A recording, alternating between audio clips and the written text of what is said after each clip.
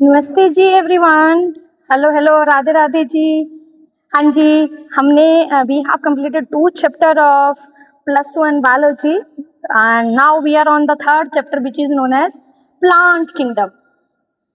जो हमारा plant kingdom है, it is classified according to the 3 system of classifications.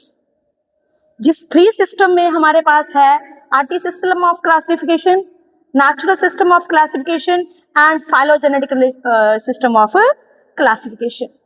जो आर्टिफिशियल ऑफ क्लासिफिकेशन है that was given by Carl Linnaeus. किसने दिया था? ये कार्ल लिनस ने दिया था। और इसने क्या बोला था कि ये अर्लीस्ट सिस्टम ऑफ क्लासिफिकेशन था जो they were based on the vegetative character. Vegetative character मतलब जो दिखता है, superficial morphological character like habitat, color, numbers and shape of the leaves। ठीक है। और लिनस ने क्या किया था? क्लासिफाई किसके ऊपर बेस्ड किया था? Androecium structure. ये बहुत इंपॉर्टेंट है, ये नीड क्वेश्चंस में आता है क्वेश्चन। ठीक है। जो ये सारी चीजें देख के ही एंड्रोशियम की स्ट्रक्चर को क्लासिफाई करके ही उसने क्या किया था और प्लांट्स को क्लासिफाई कर दिया था। बट ये फेल हो गया। रीजन कि वेजिटेटिव कैरेक्टर्स जो हैं they can change according to the environment.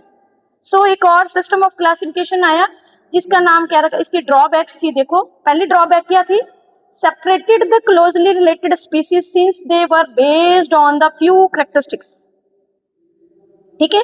Equal weightage to the vegetative and sexual character. Sexual और वेजिटेटिव करेक्टर को इक्वल वेटेज दी उसने, जिसकी वजह से क्या हो गया? ये फेल हो गया। क्या हो गया? फेल हो गया। और उसके बाद इसने क्या किया? नेक्स्ट जो आता है हमारे पास नेचुरल सिस्टम ऑफ क्लासिफिकेशन आया, जो किसने दिया?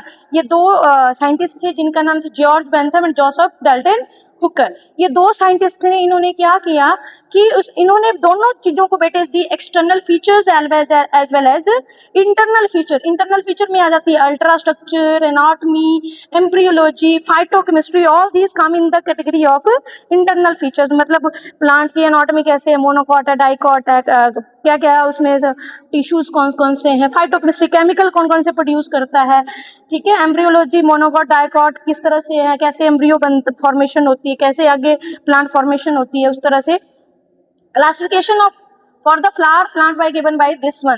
ठीक है। अब तीसरा system of modern system of classification आया फाइलोजेनेटिक रिलेशनशिप। ये दोनों जो हैं ये एंसेस्टर के साथ क्या रिलेशन है प्लांट का वो नहीं बता पाए, इसलिए थर्ड को अडॉप्ट किया जिसका नाम आया phylogenetic relation, phylogenetic classification system. इसके ये किसके ऊपर बेस्ड था? फाइलोजेनेटिक रिलेशनशिप का मतलब है एवोल्यूशनरी रिलेशनशिप, एंसेस्टर रिलेशनशिप। कि मान लिया कोई प्लांट हमने डिस्कवर किया, क्लासिफाई किया, तो उसके एंसेस्टर कौन कौन से थे। ठीक है। among the organism assume that the organism in the same taxa have the common ancestor। इन सब के कॉमन एंसेस्टर था। देखो, ठीक है, मंकी, मंकी से ही ओरिजिनेट हुए हैं सारे। उसके बाद आता है other sources resolve the problem of class. कुछ और सोर्सेज थे जिनकी वजह से हम क्लासिफिकेशन को इजी बना पाए, जिसमें आता है न्यूमेरिकल टेक्सोनोमी। न्यूमेरिकल टेक्सोनोमी क्या किया? जितने भी कैरेक्टर हैं उनको हमने क्या किया, या तो अल्फाबेटिकली फॉर्म में या तो कोड की फॉर्म में, न्यूमेरिकल फॉर्म में कंप्यूटर में फीड कर दिया, जिसके बेस पे हम प्लांट को क्लासिफाई कर सके। ठीक है।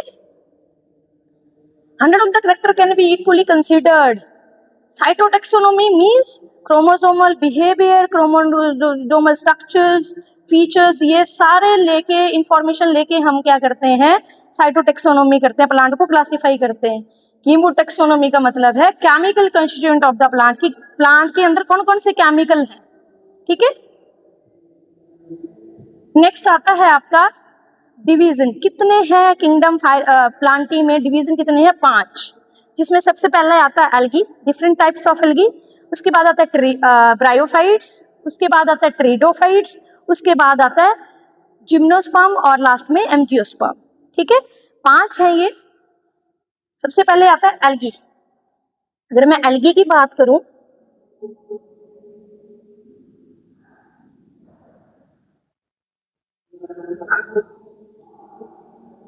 ये एल्गी है। स्टार्ट करें एल्गी से कि एल्गी क्या है? सिंपल थैलस लाइक स्ट्रक्चर है, ऑटोट्रॉपिक है, फोटोसिंथेसिस करती है, क्लोरोफिल बेयरिंग है, aquatic fresh water and organism है। ये कहाँ कहाँ पाई जाती है? जहाँ पे मॉइस्ट जगह हो, जहाँ पानी हो, ठीक है। और कहीं सम टाइम ये किसके साथ, एल्गी के साथ जब एसोसिएशन करती है तो ये क्या बनाती है, लाइकन। और एनिमल के ऊपर भी ग्रो करती है, जैसे स्लॉथ बियर के ऊपर ग्रो की हुई है एल्गी, ठीक है। This is lichen. जब आपका एल्गी और फंगस दोनों इकट्ठे रहें और एक दूसरे को बेनिफिट करें, एल्गी फोटोसिंथेसिस करके खाना देती है फंगस को और फंगस शेल्टर देता है एल्गी को, ठीक है। बोलते हैं डिफरेंट डिफरेंट फॉर्म है एल्गी की।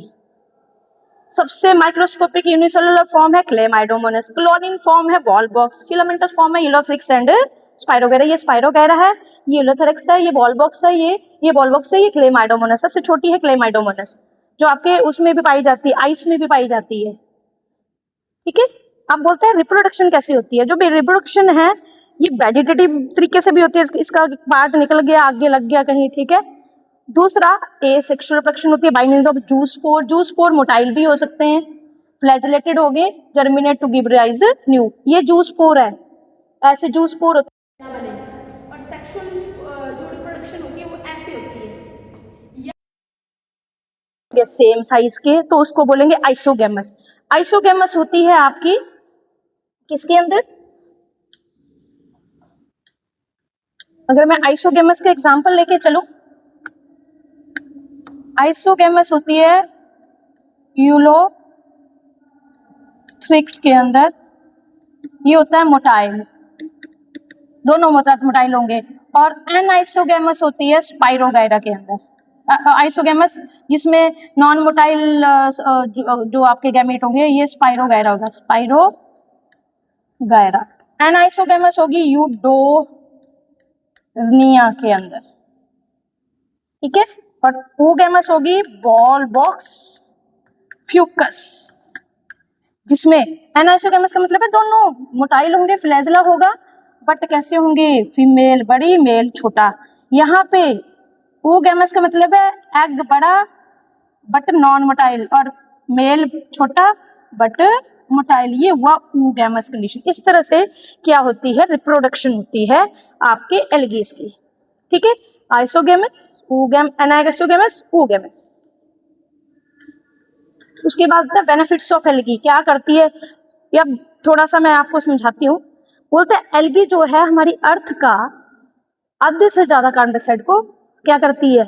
एब्जॉर्ब करके फोटोसिंथेसिस करती है, अपने यूज करती है, और प्रोड्यूसर है ओशियन का, primary producer of ocean, food chain को चलाने वाला प्रोड्यूसर ओशियन का एल्गी है। दूसरा, ये खाने के रूप में भी यूज होती है, we can eat it. Some countries में इसको ईट करते हैं, जैसे पोरफायरा रेड एल्गी है। उसके बाद आती है लैमिनेरिया एंड सेरागैसम। ये 3 एल्गी हैं जिनको ईट किया जाता है। 70% जो ये है फूड का कंस्टिट्यूएंट है, ठीक है। उसके बाद आती है कैराजिन एंड एल्जिन। ये 2 ऐसे प्रोडक्ट हैं जो एल्गी के सेल वॉल के बाहर पाए जाते हैं, और इनकी वाटर होल्डिंग कैपेसिटी बहुत ज्यादा होती है, इसलिए इसको कमर्शियली यूज किया जाते हैं। कौन कौन से? एक बताया मैंने एल्जिन, और दूसरा बताया मैंने कैराजिन। ये दोनों जो हैं क्या हैं? ये वाटर होल्डिंग कैपेसिटी, यानी कि पानी को होल्ड करते हैं ये, ठीक है। ये दोनों नाम याद रखने, एक ब्राउन एल्गी है और this one is red algae, ठीक है। उसके बाद ये क्या करते हैं, इसमें एक और आता है अगार अगार। अगार अगार जो है हमारी रेड एल्गी का पार्ट है। जो रेड एल्गी है ग्लेसेरिया एंड जेलेडियम, वो दोनों क्या करती हैं? अगार अगार प्रोड्यूस करते हैं। उस अगार अगार को हम माइक्रोब्स ग्रोथ के लिए यूज करते हैं, उसको हम जेली बनाने के लिए, आइसक्रीम बनाने के लिए यूज करते हैं। उसके बाद आती है हमारे पास ये स्पाइरुलिना क्लोरेला। ये स्पेस वाले लोग जो हैं इन दोनों एल्गी को यूज करते हैं एज ए फूड सप्लीमेंट, क्योंकि स्पेस में बहुत सारी चीजें लेके जाना मुश्किल है, तो बोलते हैं ये वाली एल्गी को यूज करते हैं as a food supplement. Clear? आगे आती है क्लासिफिकेशन, ये हम करेंगे बाद में। Thank you. राधे श्री राधे।